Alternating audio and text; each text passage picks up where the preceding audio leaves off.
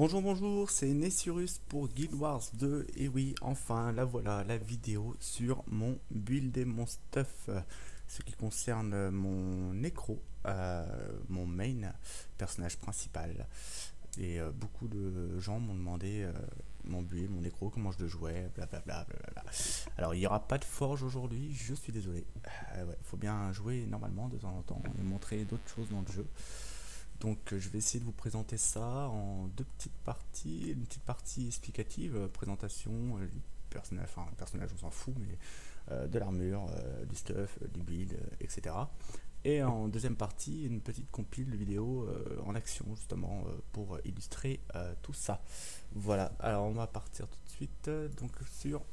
non, c'est pas ça. J'ai dit que c'était pas ça. Héros. Alors, le stuff, donc je joue mon nécro en mode tanky survie, je dirais ça comme ça, où son but est bien d'être le maximum tank possible et de survivre à toute épreuve. Pourquoi j'ai choisi ça? Parce que c'est mon main, comme je le disais, c'est mon personnage principal, celui qu'on joue tout le temps. Et je ne voulais pas me trimballer avec 36 000 stuff sur moi. Ouais, j'ai 4 armures parce que voilà, je fais du MCM, je fais du PVP, je fais de tout. PVE, fractal, je fais de tout dans le jeu. Et je voulais un personnage polyvalent qui ne doit pas changer d'armure et d'aptitude et tout ça toutes les 5 secondes parce que il tombe comme une merde à chaque endroit. Donc je pense, alors, je pense pas être le meilleur nécro, ça c'est clair. Je n'ai pas, j'ai les chevilles qui enflent, mais pas à ce point-là.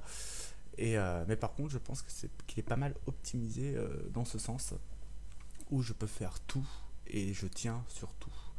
Voilà, pour les grandes lignes. Alors qu'est-ce que j'utilise comme stuff?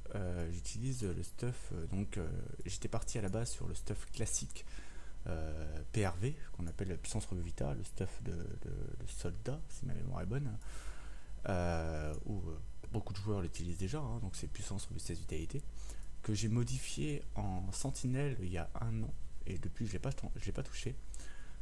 Sentinelle étant un stuff qui était apparu lors d'un donjon d'une ancienne event et tout et tout, qu'on peut encore avoir quand même les pièces, il n'y a pas de souci. Du coup, c'est pas puissance vita, mais vita puissance robustesse. Donc, c'est-à-dire que la vitalité est en stat numéro 1. Et j'ai vraiment axé tout. J'ai axé vraiment le jeu, enfin mon jeu et mon gameplay sur ma vitalité. Tout est en accord pour que j'ai le maximum de vitalité.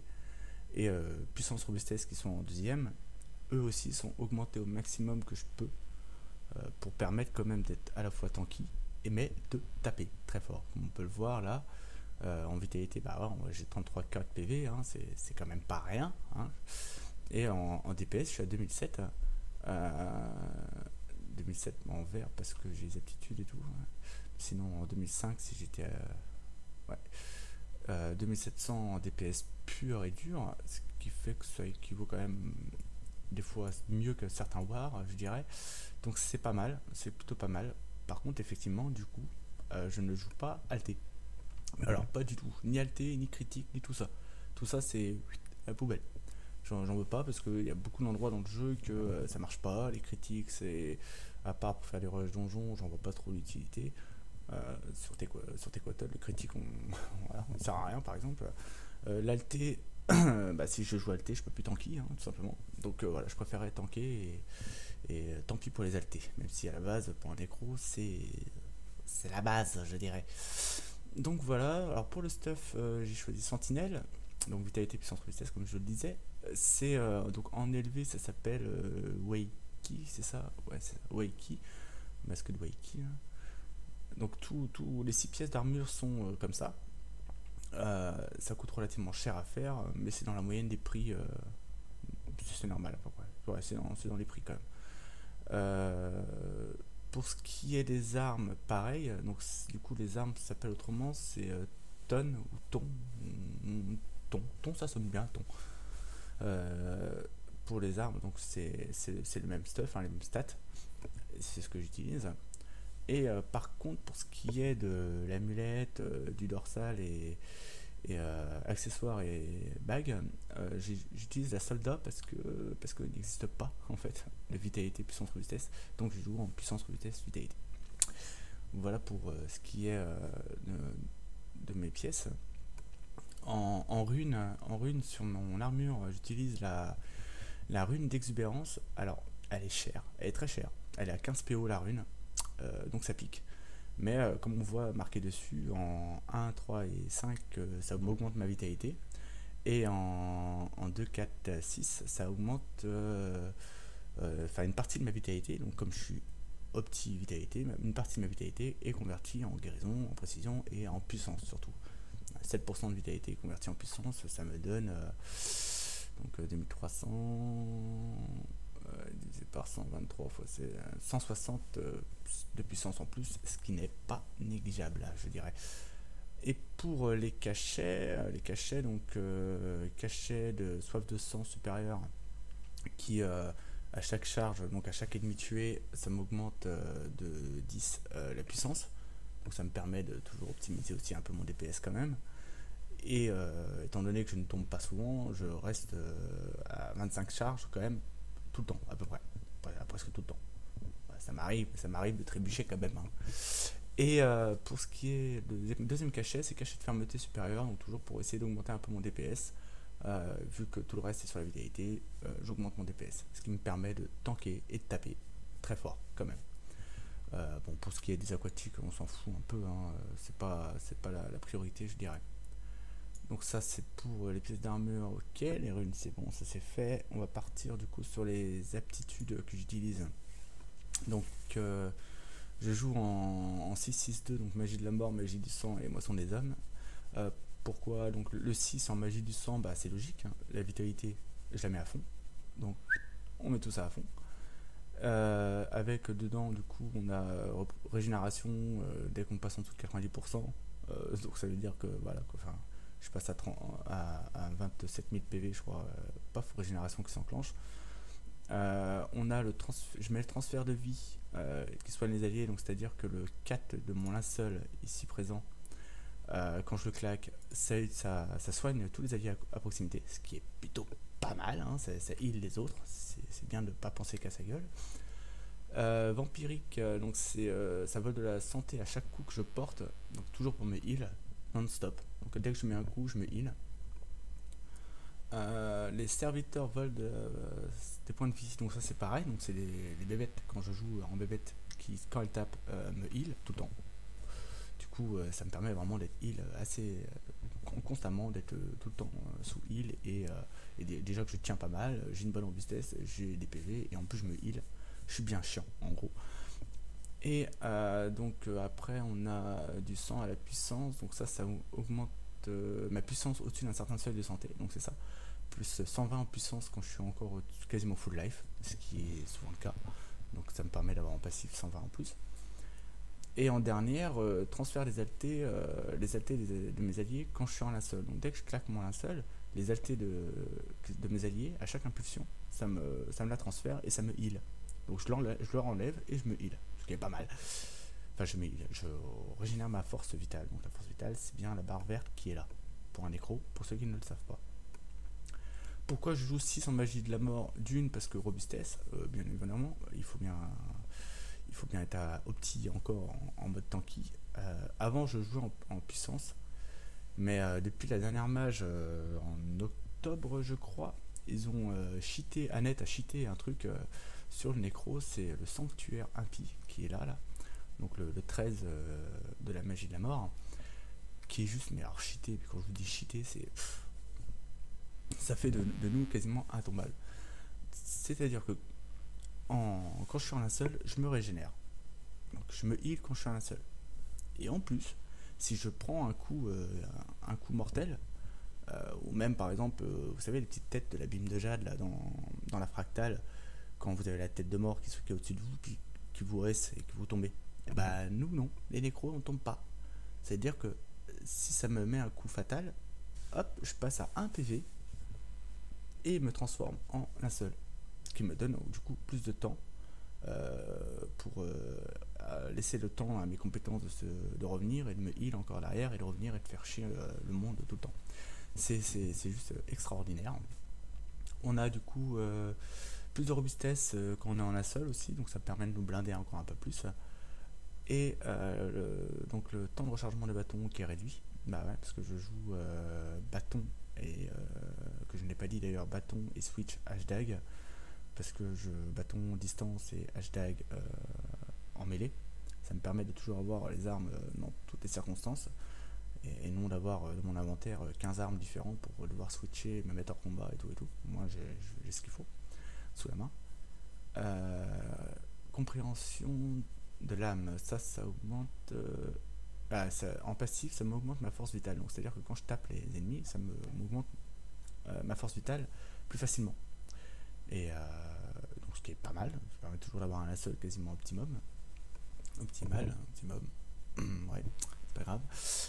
Chair du maître, donc ça c'est pour les bébêtes. Quand je joue full bébête, ou de toute façon j'ai toujours des bébêtes avec moi, ça augmente la robustesse en nombre de bébêtes qu'on a sous le contrôle, et leur santé est augmentée.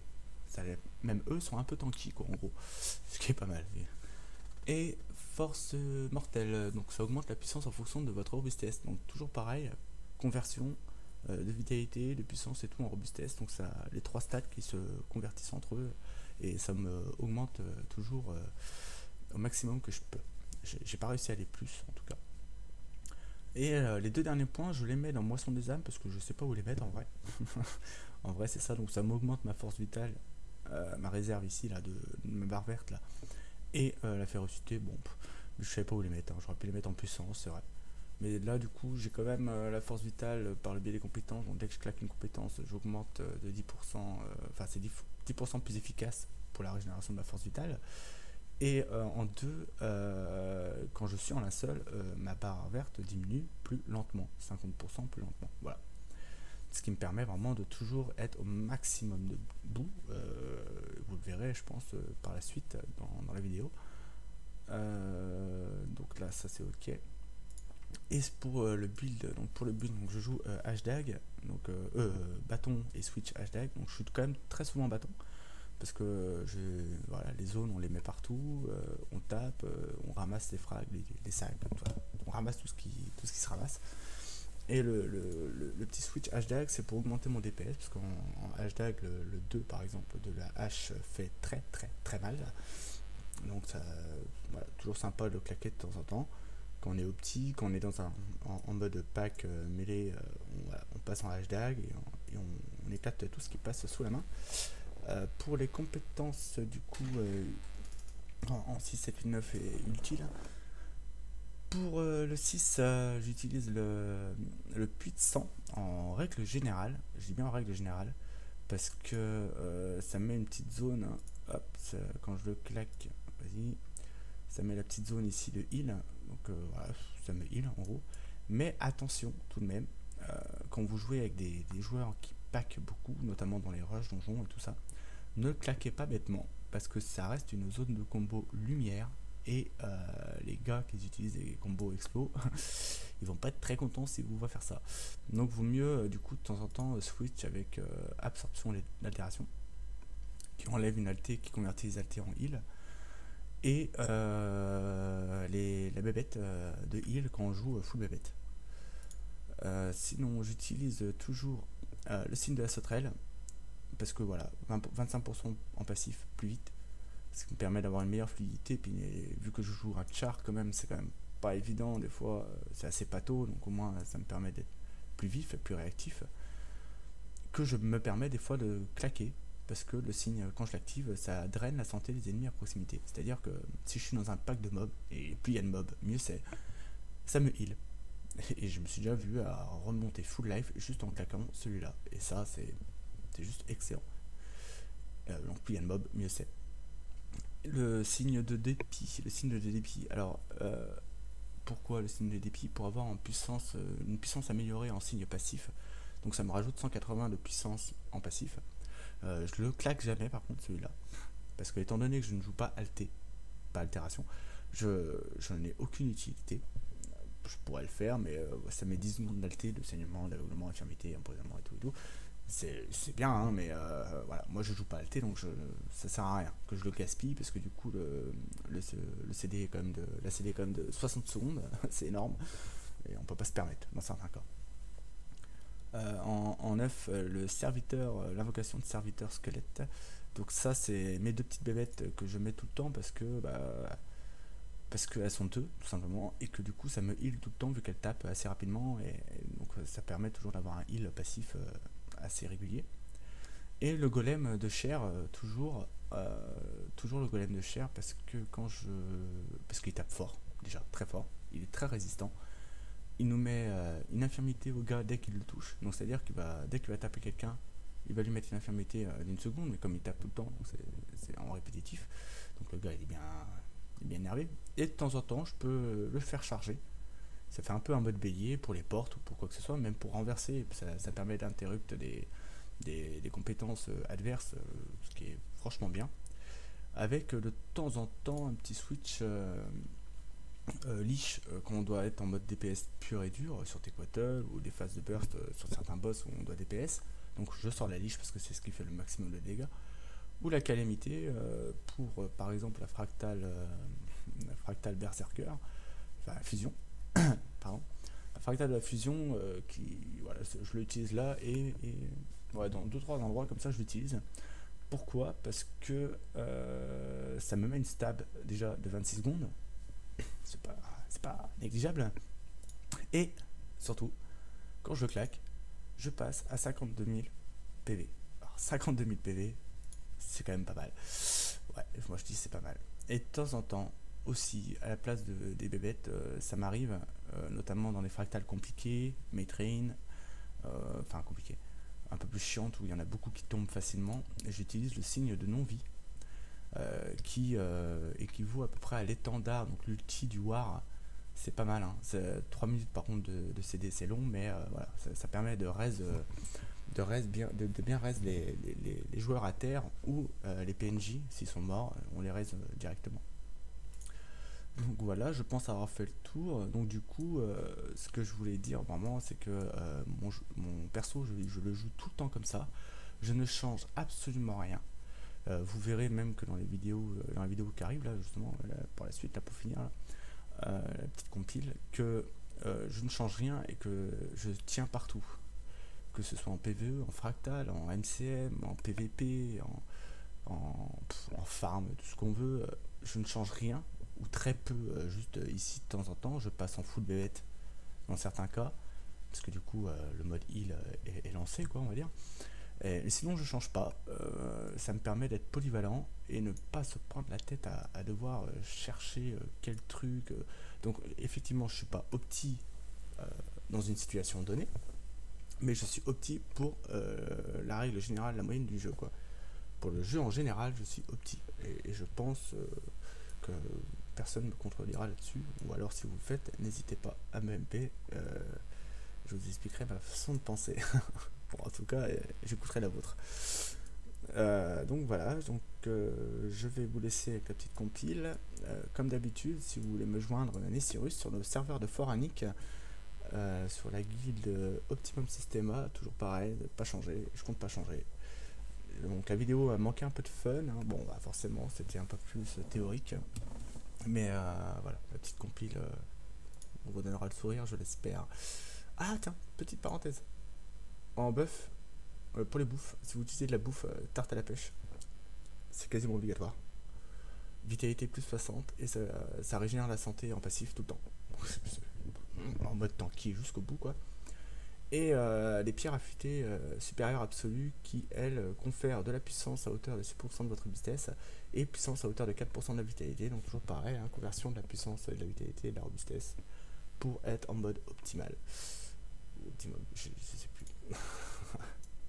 Allez, je vous laisse là-dessus, et bonne journée à vous, merci d'avoir regardé. Allez, ciao.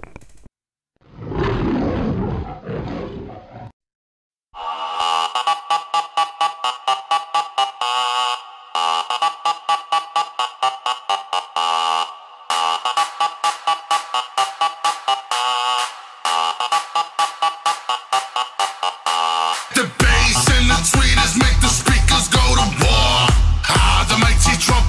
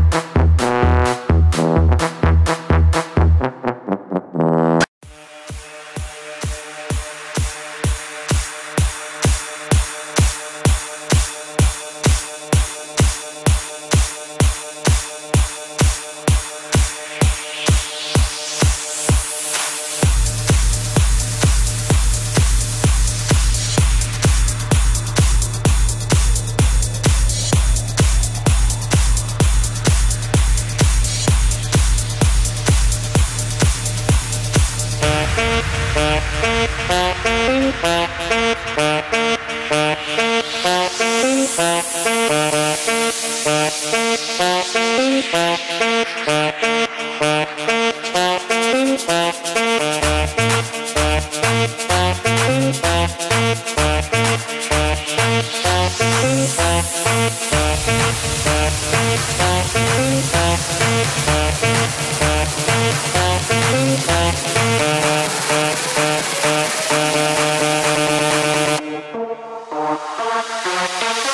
the floor.